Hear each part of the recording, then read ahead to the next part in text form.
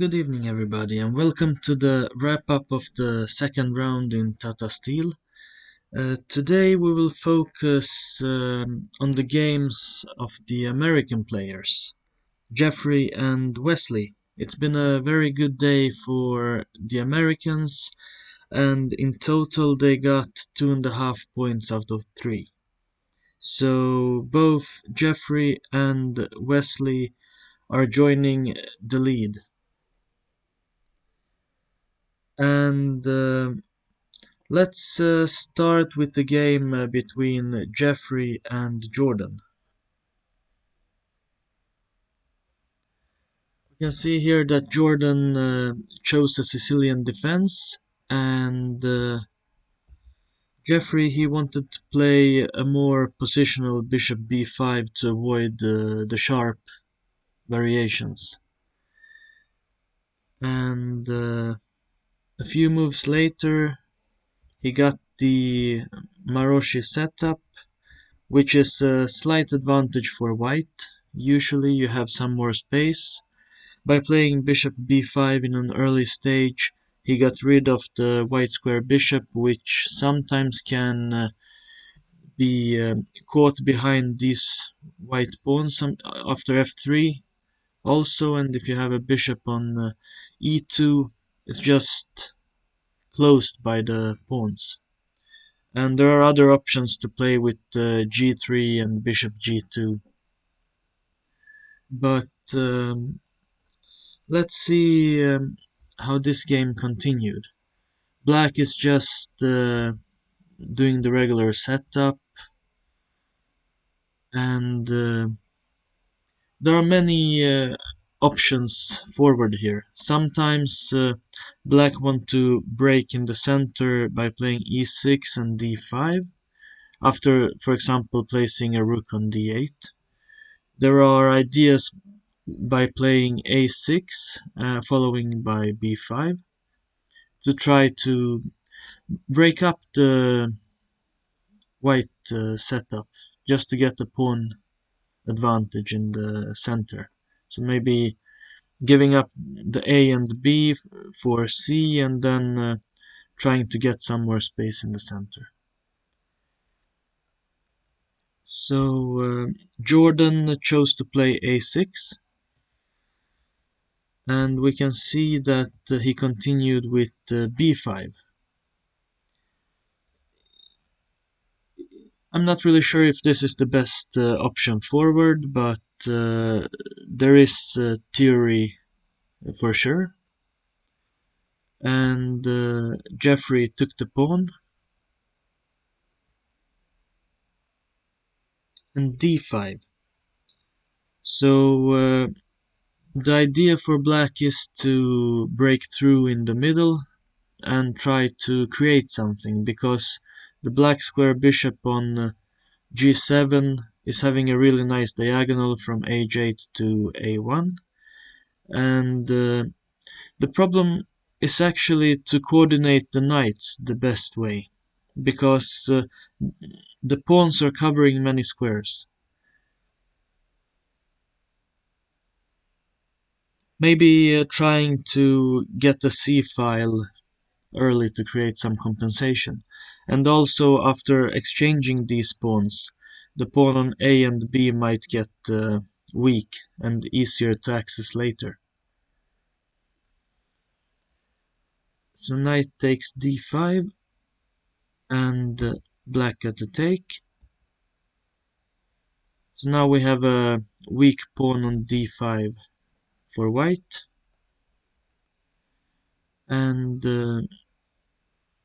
for the moment we can see that white got a pawn up, but at the same time the d5 pawn is very weak, and it's in general lost. It's impossible to protect.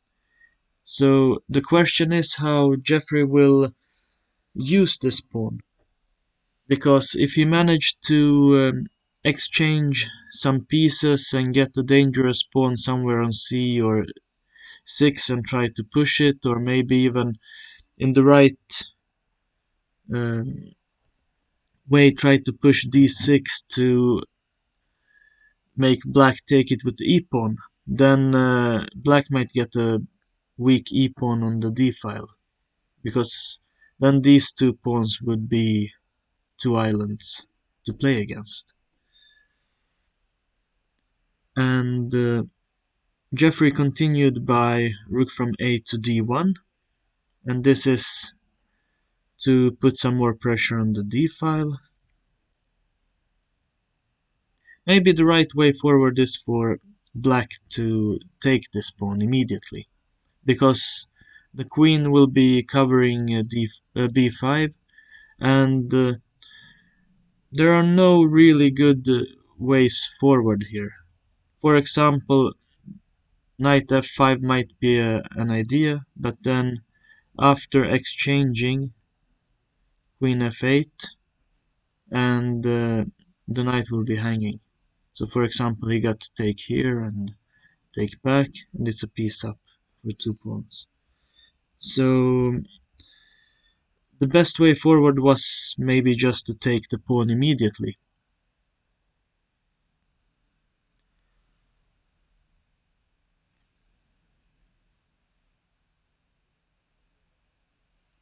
But let's see how they continued after rook to d1, played b4, and this move makes the pawn even weaker here because the queen is not covering it. But at the same time, if white takes this one, black might get the rook down to the second rank, and the pawn on d5 is still weak, and the b3 pawn is alone, so it's easy to attack. So white got to do something else and create something, and he chose to move the queen, because at this moment, if for example taking the pawn, now the queen is on the same file as the rook, so knight f5 can be one possibility.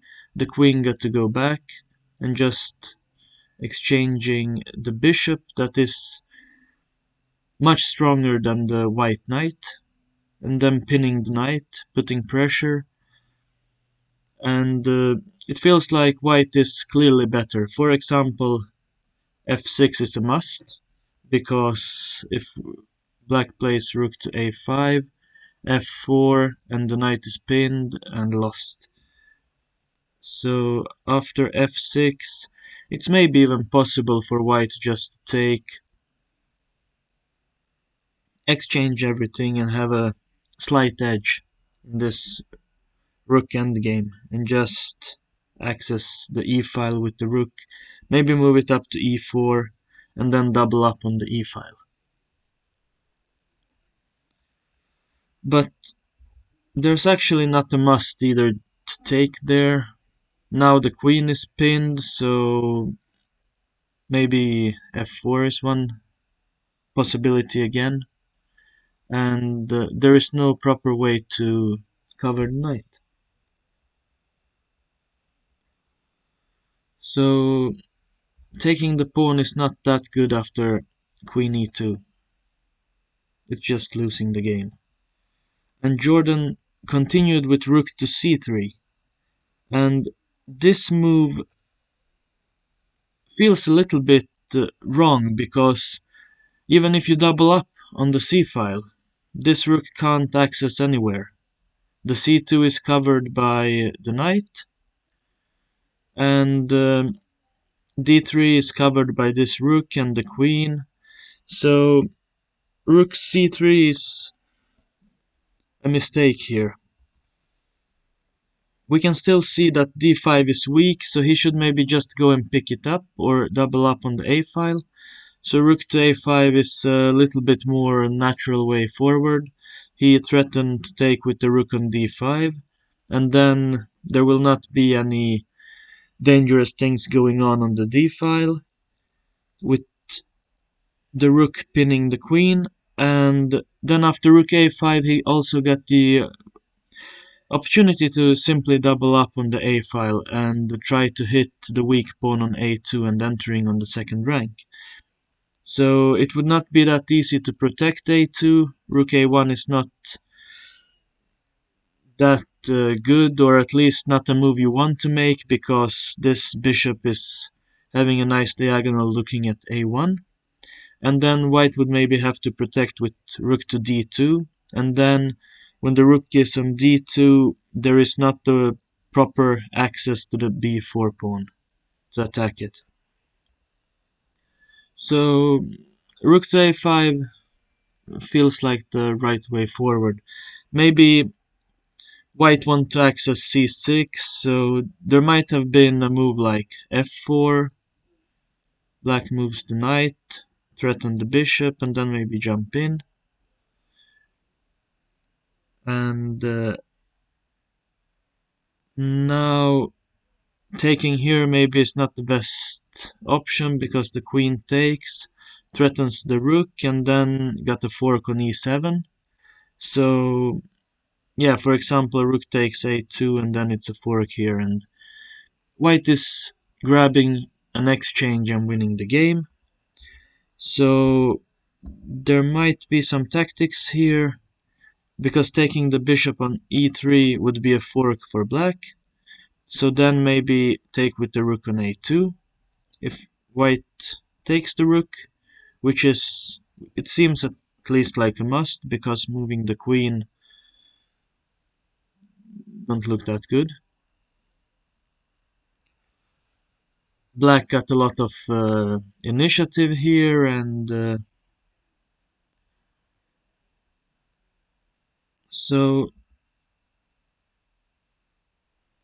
it seems like he got to take the rook, take on e3, and then have a fork here. At the same time, white don't have another fork on e7.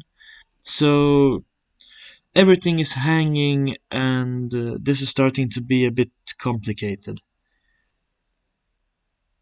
For example, let's say go back, take a rook, and this seems to be a pretty equal position, but at the same time a slight advantage for black, because the black square bishop is dominating the board more than this knight.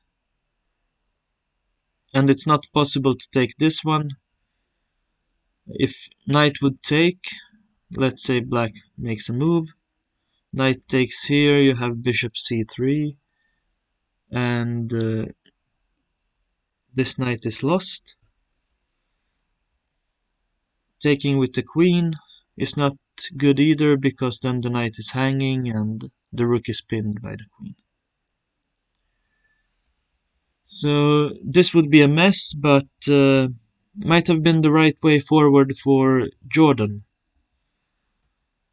He chose to play rook to c3, and this move seems to be a little bit more in the way than creating something. For example, if the queen wouldn't be here and this pawn not threatened by the rook, if he plays something like moves the rook somewhere to d8, for example, to put more pressure on d5, a move like rook to d2 is possible just to grab the pawn immediately.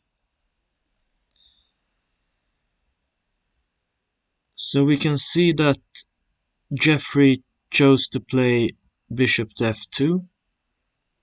He wants to reroute the pieces.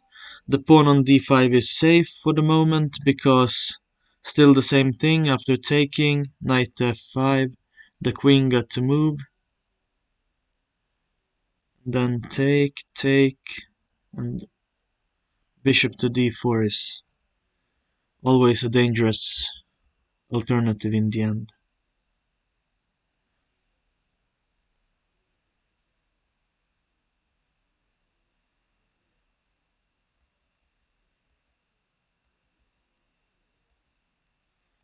Just play bishop f6.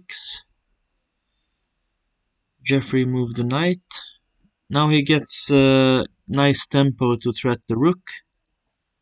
But at the same time, maybe a move like d6 immediately might be a bit tricky for black. If he takes, then playing Knight to b5, for example, if queen a6 to try to pin the queen, the rook is hanging, and the knight is covering e2.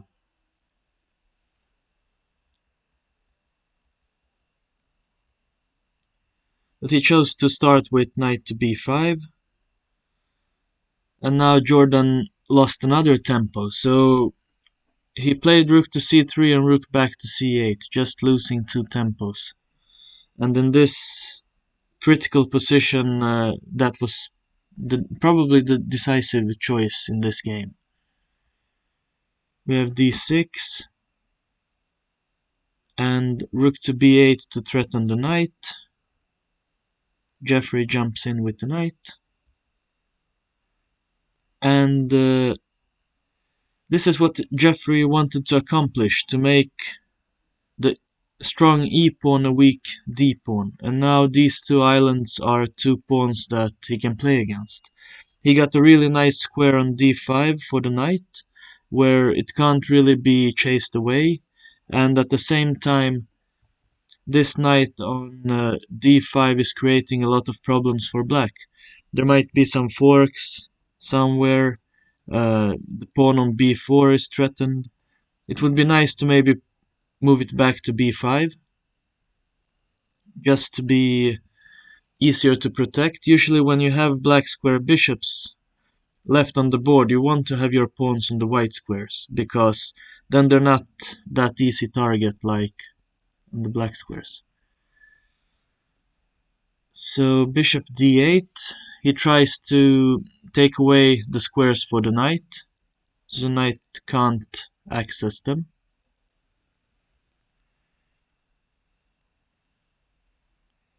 f4, not really sure about this move, because a move like rook to d4 is pretty natural. You put pressure on b4, you want to double up on the d file, maybe even triple up with the queen and the rook, just to target d6. When the knight is on d5, you never have to be afraid of a move like bishop b6, because the knight is covering everything. So a move like rook to d4 would be really nice here. And when taking the b4 pawn, you might start running with the queenside pawns, and at the same time target d6. But chose to push f4. Knight to g4. Now he's at least activating the bishop, trying to take the control, because Jordan moved the bishop from g7 over to d8, and the dark squares around the king are pretty weak.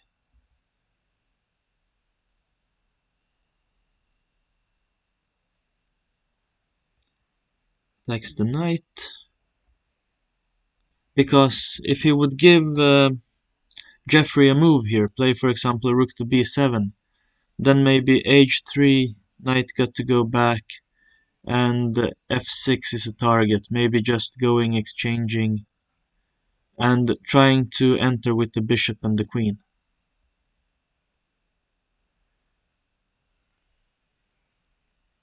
But there are other ways forward. You might just play bishop to f6 instead. Try to exchange the bishops and then play something like queen to b2 and have a really good access to the f6, and still a knight that can create forks a little bit everywhere. So he played rook to b5 to chase the knight. And rook to e1 is a little bit tricky move here, because after taking on d5, it's a checkmate down on the last rank. So bishop to h4.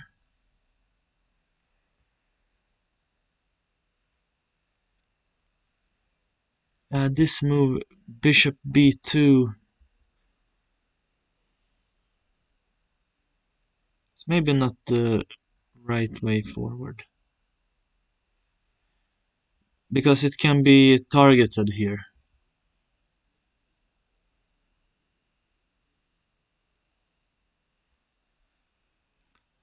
example, maybe entering with the queen, just to have this square. For example, taking here, you can access this square check and maybe take here. But then the rook on c8 is hanging, so you have to make it the right way. So after taking, you have to take the knight first, and the bishop is not hanging, because then it's possible to take the rook on d1. And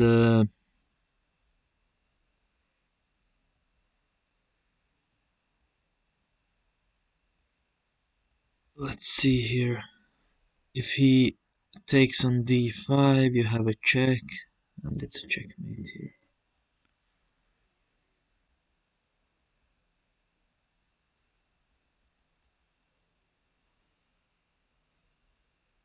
So, yeah, maybe queen c2 is the right way forward, because then you're threatening at the same time to exchange queens. And this is something that black would like to achieve.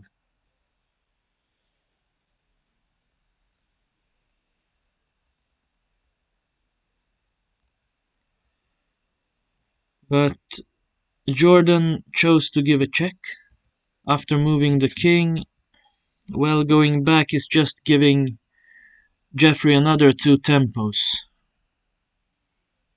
And if he would take here, he's losing the queen. So you got to create something.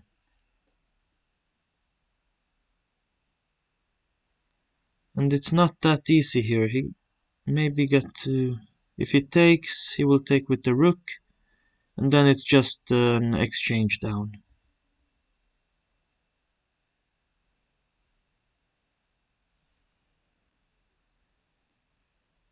For example, moving the queen somewhere. Then taking on g4 is a bit tricky, because check, check, got to move the king, takes the queen, and you get the rook. So this is probably a slight advantage for white, 2 pieces against the rook, but at the same time the black rook might get a little bit active here. But still, it's some weak squares here around. The dark squares are weak around the king. The king is a little bit stuck, so a move like bishop to f6 just to try to checkmate on the last rank somehow.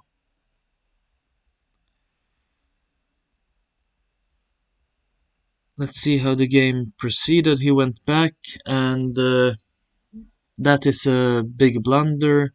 Jeffrey used it properly. He played g3, because the bishop on h4 don't have any proper squares right now. And Jeffrey is covering the knight. The bishop is not threatened.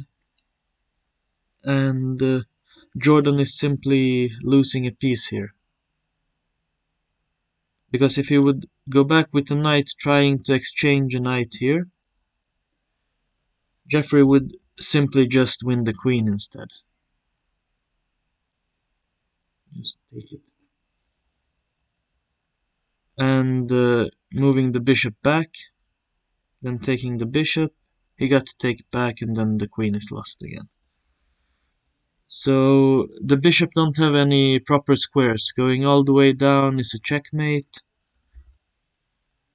And Jordan chose to give a check.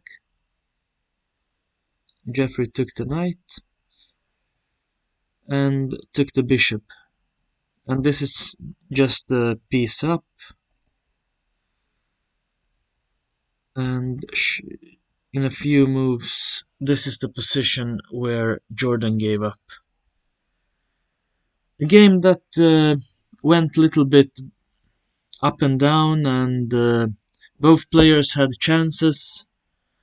Jordan's 2 major mistakes were maybe just giving away 2 tempos, playing in the beginning the rook to c3 and then going back to c8, which gave Jeffrey some time. And now in the end, the decisive mistake was to give a check on f2 and move the bishop back to h3.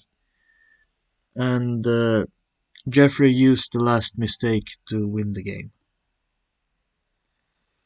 So, this is the first American victory, and let's see how it went between Wesley So and Vishy Anand.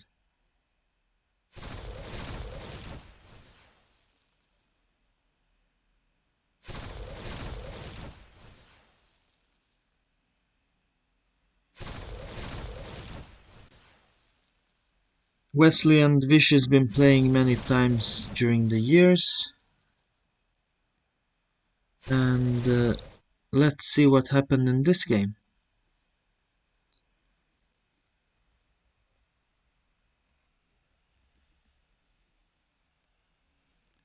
The world elite is moving to playing more Italian openings just to create some dynamic, because the Spanish Ruy Lopez have been studied a lot during the last decade, and yeah, they're very familiar and there are not so many surprises.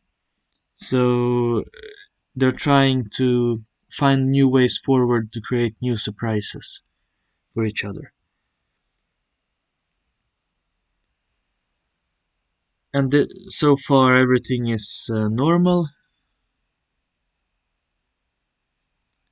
Bishop to e6, trying to exchange the white square bishop, or taking this diagonal to be able to maybe play f5 in some position. And yeah, early d5.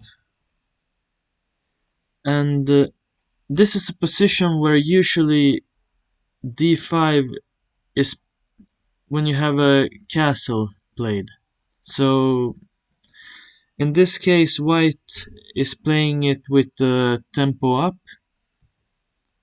and get the opportunity to play knight to g5.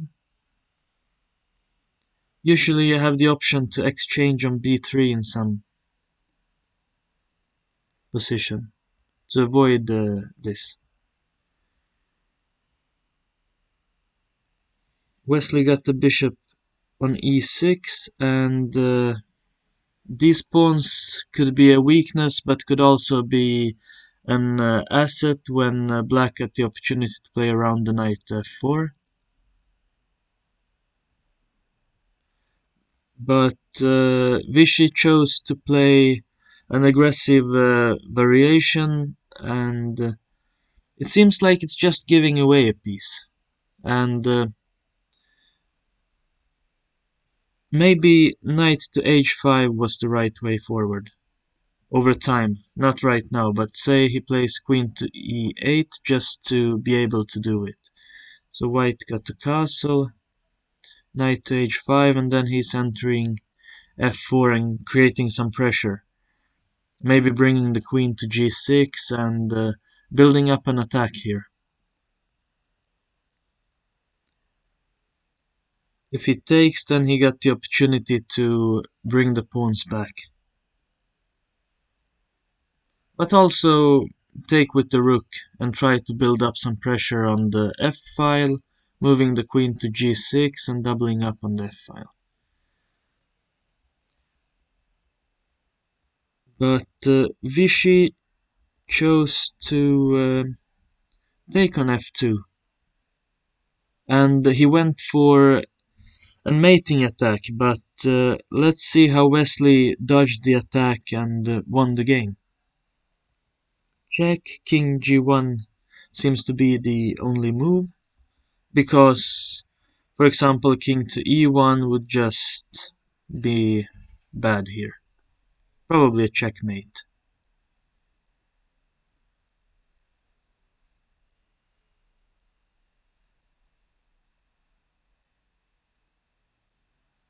Let's find a really nice one.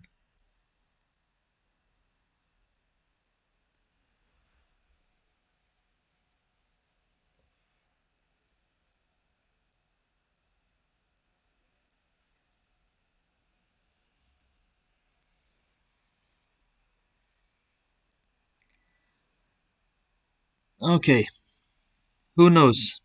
Maybe he survives, but okay, let's bring the other knight. This is at least not good for white.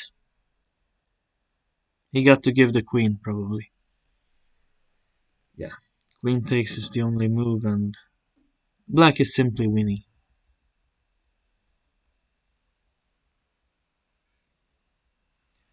So Wesley chose to go the right way. He went to g1.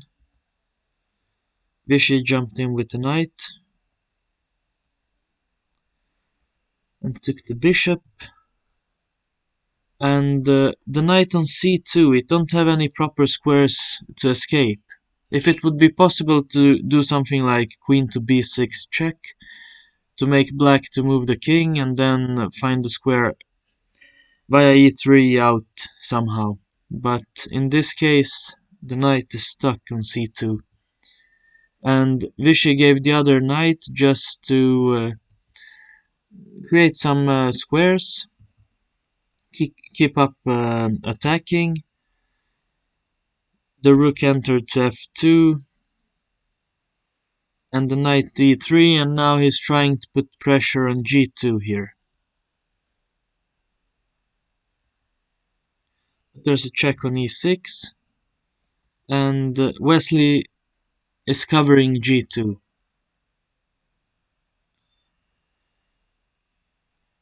These variations seems to be pretty forced if Vichy want to try to go for the checkmate. He could maybe have taken with a pawn here and tried to push a passed pawn, or maybe just have a good knight on e3 somehow.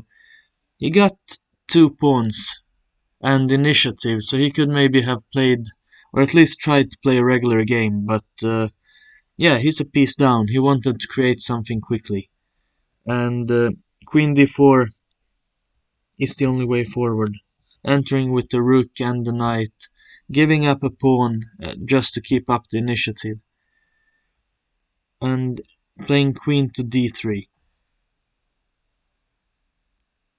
If he would, for example, take on d2, bishop takes, then white is simply exchange up. He can take this pawn, and there are no worries. He got the activity, the rooks are back in the game, and there are no bad pieces for white. So it's simply a complete exchange up. So Vichy started with queen to d3, trying maybe to enter with the queen to put more pressure on g2. That is the current threat, because the queen can't protect g2 in a proper way from e6. So he took on e5, then it's, for example, after queen to e2 he got a square on g3.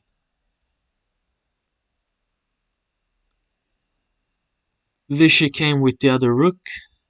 Not really sure if that is the real or the proper way forward, because when he's a piece down and the rook from a to f8 is not creating so much immediately, and Wesley can just go back and try to build up his defense. So he should maybe just go all in here and try to take on g2. If the rook takes, then there might be a perpetual here. You got to go up and yeah, maybe just chase the king. And if you put the knight in between, then rook 8 to f8, because the queen got some problems protecting here. Going back might create problems. Or even checkmate the white king.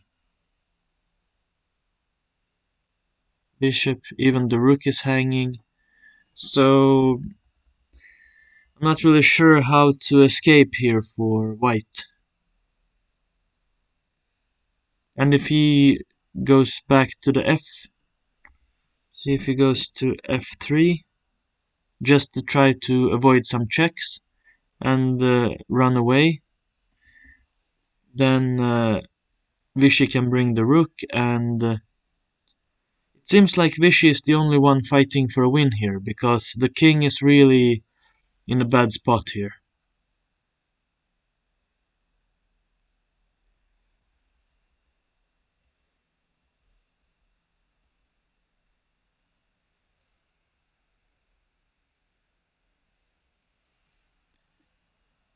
But let's see here if Wesley might be able to escape somehow here, bringing the queen back. But this is a very tricky position, and you'll have to go down and analyze this deeper to find out if there was a proper way forward for Vichy to save the draw here. Even after king to, for example, king to h1. Let's see, take. He don't have to take here. He can start by playing something else. For example, trying to close off the queen. And at the same time, put pressure on the pawn, but then it's a checkmate here. So it's a very intense position and very hard to evaluate. But let's see how Vichy continued with rook a to f8. The queen came back to protect. Queen to e2. He's trying to put more pressure on g2, but at the for this moment we have three guys protecting, and or a girl and two guys. So g2 is not hanging, and white got the tempo. Maybe Vichy's idea was try to take here. Let's say a3, take and get the queen. But even after king h1, for example, instead of a3, that will not work. But there might be tricks, because the knight is covering f1. So for example, after a lot of exchanges here, this check don't exist, because yeah, you won't get this back. The knight's covering f1. So Wesley played b4. If Vichy takes, there might even be moves like bishop to b2 just to go and attack the opposite way, because there are no really good checks here. On a check, just moving the king, and the knight got to go back and be more defensive. And the white development is completed. He's simply a piece up, and this is just winning for white.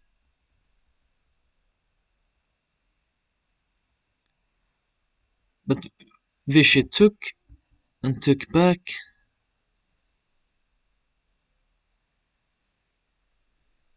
And queen to g4. This is the position where Vichy gave up, because Wesley is pushing for the queen exchange, and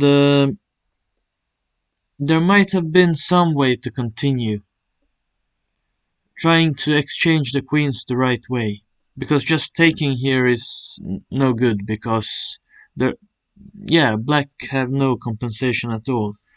But maybe moving the knight over and try some tricks here, because here the knight is threatening taking on c1 and then bringing the rook down, check, and take the knight. So maybe king to g2, and yeah, there might be some game left. Try to change the file, just the threat taking on c1 and then taking the knight. If the knight moves, maybe try to grab another pawn to have at least two pawns for the piece. Let's say something like this. But it should still be winning for Wesley, and this is maybe something that Vichy saw and didn't want to continue playing here. So a nice win for Wesley, and it feels like Vichy tried a rare variation which didn't work this time. So let's move on to the challengers. Today is not a good day for Sweden and our own Grandelius. He unfortunately lost to Mamedov, and that's a game we're gonna look into. But we also have one of my old teammates from Swedish Elitserien, Jan Smets, who won against Abdusatorov. So let's start with that game.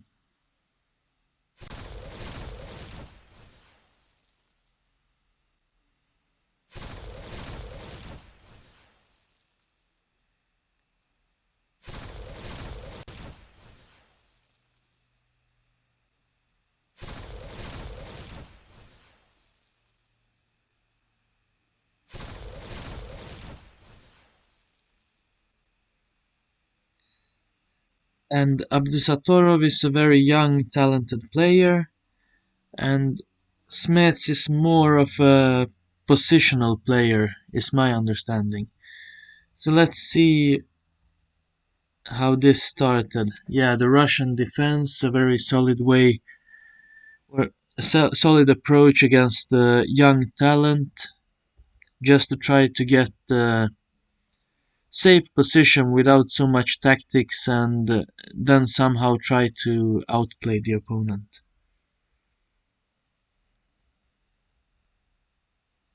One of the modern ways forward for white is playing the knight c3 and exchanging, taking with the d-pawn, and then trying to attack on the king side.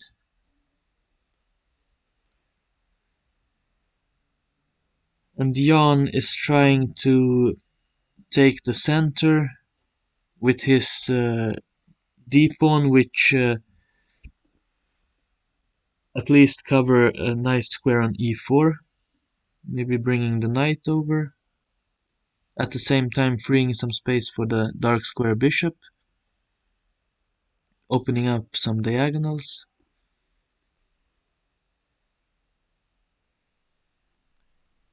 h3, a move that seems to be preparing g4, but at the same time he should maybe start with something like g4 immediately or h4 and try to really attack. In this case, he might be in danger here because the pawn might be a weakness instead of a strength. To keep it, he got to go back, and then the bishop comes, and yeah, this is not good immediately. h3 might be a bit too slow, maybe trying h4, but both moves work. And rook to e8, freeing a square on f8 for maybe a protective piece, bringing the knight over, or maybe even having extra square for the bishop.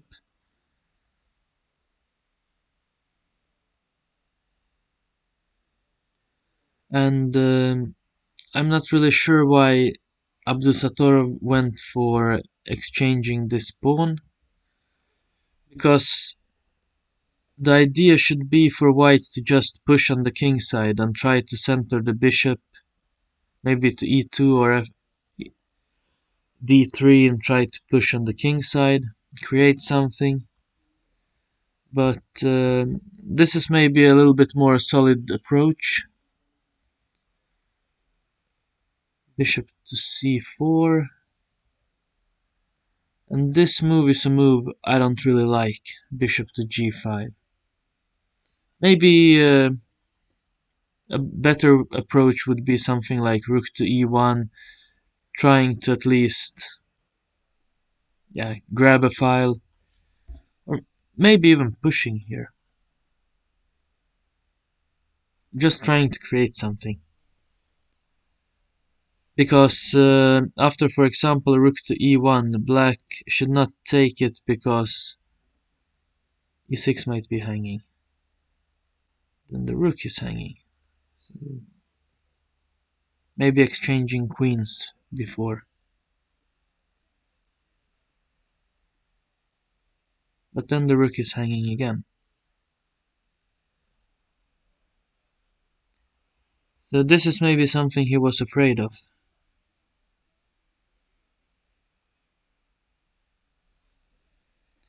At the same time, queen takes, and then it's a huge pressure on e6. So you should probably not be afraid of this. Maybe even a simple pawn up.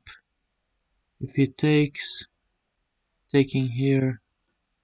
Sure, the bishop pair, but at the same time, it's not open around the king, so it's hard to create something.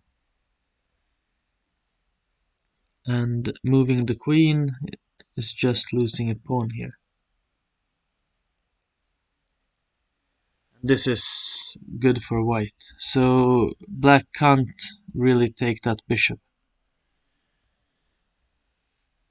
But he continued with bishop g5. This seems like a loss of tempo in a very critical position, and black might get tempos with b5 when the bishop is placed on c4, and Jan plays a nice move f6 here, pushing the bishop back, and then freeing another nice square for the light square bishop, having g6, moving it from a file where it can be threatened, and simply preparing b5 and a5 just to go for the attack. So Abdusatorov takes the file and Smets is starting his attack. So it feels like the dark square bishop is misplaced here. You would like to have it somewhere here on d4, e3 maybe. It's in the way of the pawns. You want to push and attack here on the king side. And Abdusatorov is playing more in the middle instead of attacking. Smets is building up some pressure, having pressure on f2, and at the same time protecting the bishop. He could maybe have went something like f8 also, just not being in the way of the pawns. But bishop c5 is not anything wrong with. And you see here that white is pushing back the pieces instead of attacking, while black is building up the attack and initiative, so this is just great for black. And let's move forward here to see the way Jan won. Another move opening up around the king.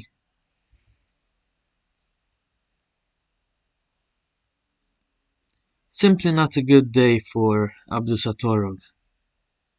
And great way forward for Smith to play positional game with many strategic decisions you have to take here.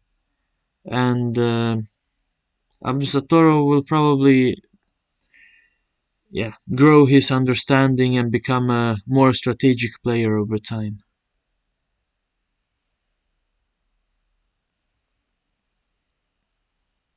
Smith's got the pawn and really nice initiative on the king here.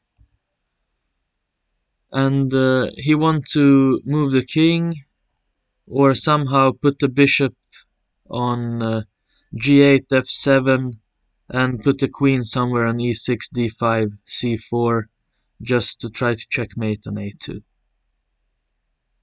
And there are no proper weaknesses around the black king. If the pawn would be on g5 and trying to open up a little bit, bringing the bishop over to c3 and trying to checkmate the other way. This game might have been interesting, but yeah. Now it's 2 pawns, and let's just see how Smets finished him off here.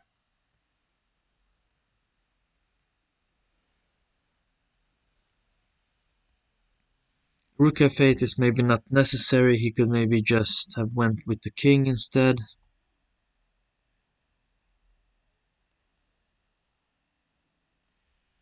But okay, it's not wrong. He wants to bring the rook to the 7th rank, just to free the f7 square for the queen. And we can see here that white is many tempos behind. And he gave up here because it's very hard to defend against queen to d5 and simply entering and mating. And at the same time the bishop is threatens a move like queen to f3, for example, to cover d5 would simply lose after rook takes d4. A nice game by Smets. And let's move on to Grandelius to see how he unfortunately lost today against Mamedov.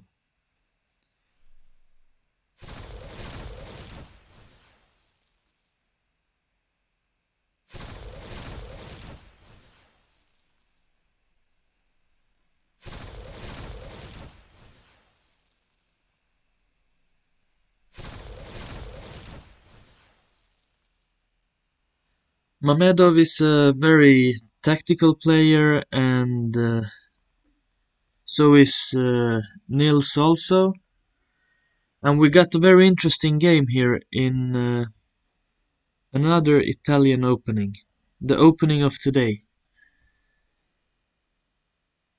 And Mamedov surprised Nils here with the early knight to g5. This is usually how I played when I was a beginner, because you want to threaten f7, you have a bishop threatening, you have a knight threatening, and the aim is simply just take on f7 and then take at least an exchange. And if you're not experienced and not familiar with this position, you're maybe not really sure how to protect the pawn, because you don't have the natural knight h6 protecting or castling, so you have a rook covering f7. But Nils played the right move, and he got a lot of initiative. He gave away the pawn on d5 after taking knight to a5 and hitting the bishop, initiating a lot of initiative for black. This knight is misplaced, and black can get a couple of tempos on it. He's getting a tempo on this bishop, and simply advancing a lot in the development. Uh, for example, if he would take here, then white is winning by taking here, and it will be an overload on the knight on d5.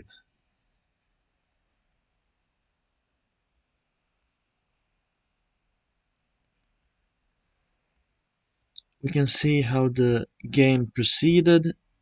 He checked c6, so Nils gave away a pawn for a great initiative. Bishop to d3.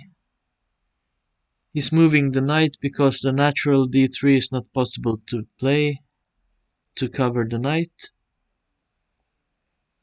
At the same time, when the bishop is on d3, it's a bit misplaced because the f4 square is also available for the knight.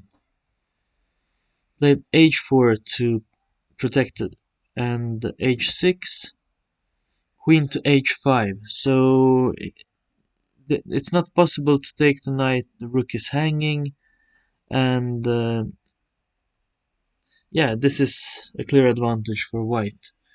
So Nils found the right way forward because f7 is also threatened with a checkmate. Played queen to f6, and there is a nice threat with, for example, knight to f4 now. The queen got to retreat, and the knight will be hanging. Let's say b3 here. Queen got to go back, and the knight is hanging. Because when he takes here, the queen is threatened and the rook, but it's possible to take here with the check.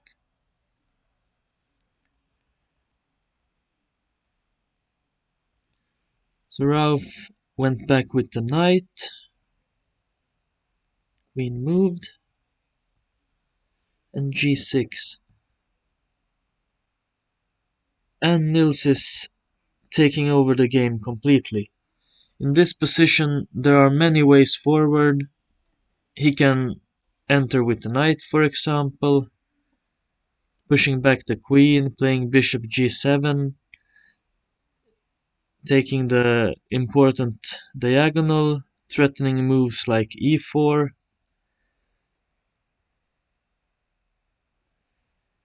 and simply just castling and attacking. The white's development is really horrible here.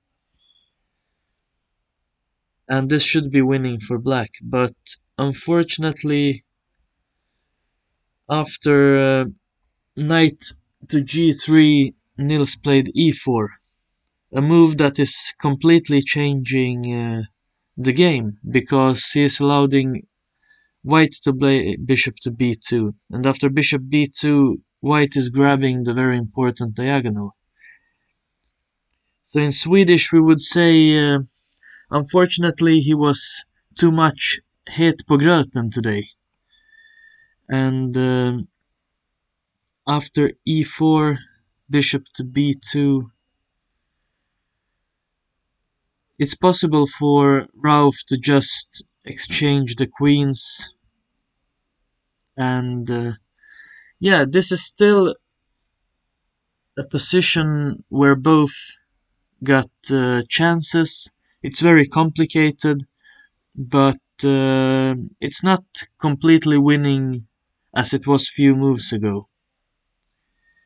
At the same time, Nils can't take on g2 because both the rook and knight will be hanging. So he played rook to g8 and bishop e4. After g5, I'm not really sure if he should do that, because maybe trying to take the diagonal here. At least if he can't have it himself, just try to exchange the bishop. And this is very complicated. White maybe need to castle, maybe king f1 is the right way forward, but probably castle, just to cover g2 and bring the rook back into the game. The pawn on c4 is very weak. Maybe attacking via e6 or a6, putting the bishop on a6, then knight a3 is just covering and blocking the bishop. So bishop e6 was probably better, just to have more squares, covering f5, attacking c4, and being centralize the bishop a bit more, and try to play against the weak pawns here. So still there would be nice chances and very balanced game after, for example, exchanging the bishops. But Nils wanted to keep the bishop pair for maybe an eventual endgame, so he played g5, and in this position Ralph managed to exchange the knight also. And after exchanging the knight here, we can see that it's white that got the edge in the opening, he got the pawn up, and simply a more comfortable position. Now it's even possible to play a move like d3 just to lock the pawns, cover it with the king, bringing the knight out to the game, and the bishop on e5 is also centralized and dominating the board. So yeah, black would need to maybe exchange this bishop, and the knight against bishop position is not that easy for Nils. So he should have kept few more pieces, kept the activity with a nice knight on f4 here, and exchange the dark square bishop. So we can see what happened. Rauf used the advantage great, unfortunately, and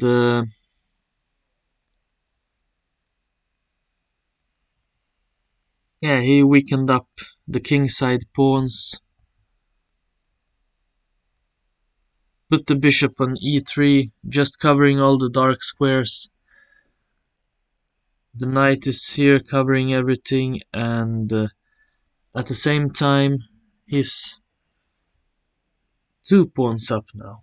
But Nils can grab a pawn back, so he did, and now it's a7 was hanging, so it's 2 pawns up again.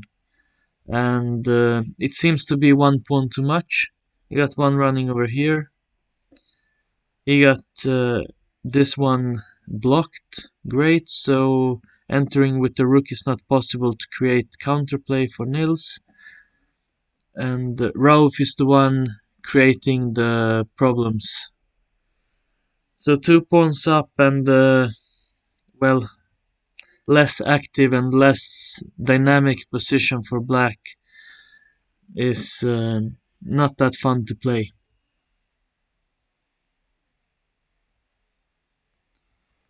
Rauf played slowly and built up the advantage.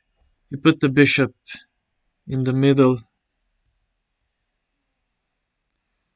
grabbing the b file, so maybe a move like rook to a5 immediately would be nice if it would be possible to play, but for the moment he's just losing an exchange and the game. Because you want to push this rook down and keep it on the a file. For example, if you could play rook to a5 here would be nice. When Rauf activates this rook, bring it up here to the b file somewhere, and then enters with the next rook, then he's creating both problems to Nils and gaining the activity.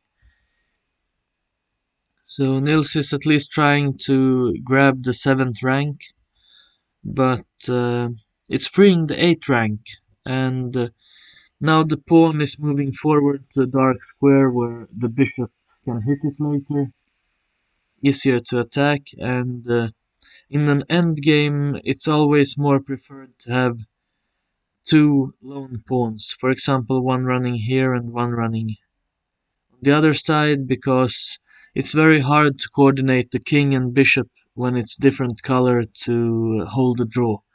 If the pawns would be together, then it's easier to create the block with the king and bishop if everything else would be exchanged.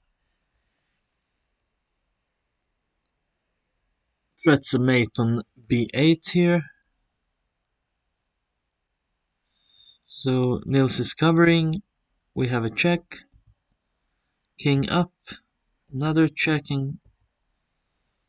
Another threat of mate, this time on d8. So Nils can't grab the pawn on a4. And he moves the rook to h7 just to free a square on b7 for the king. And he brings his king up from danger. The aim is to have it safe on e3 if necessary.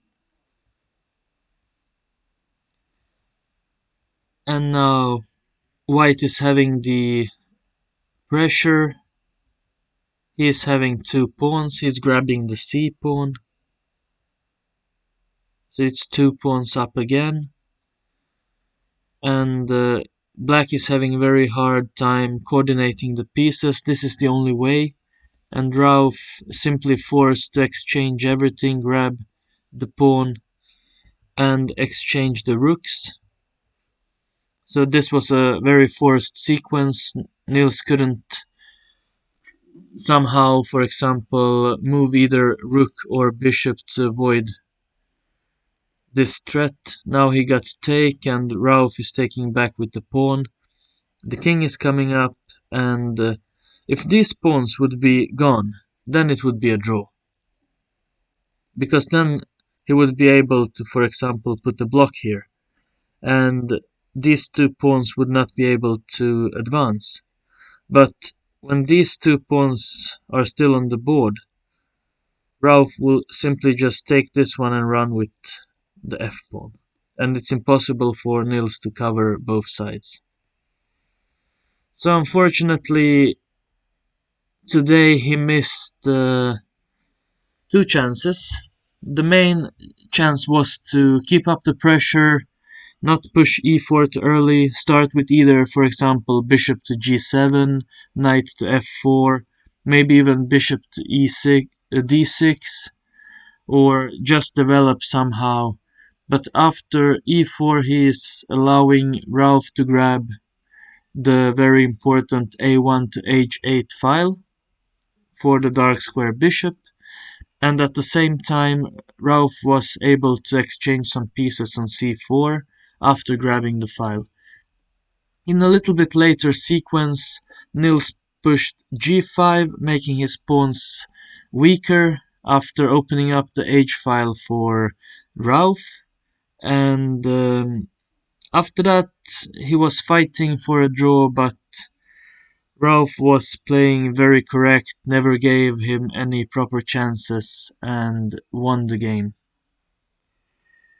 So thank you for following today, and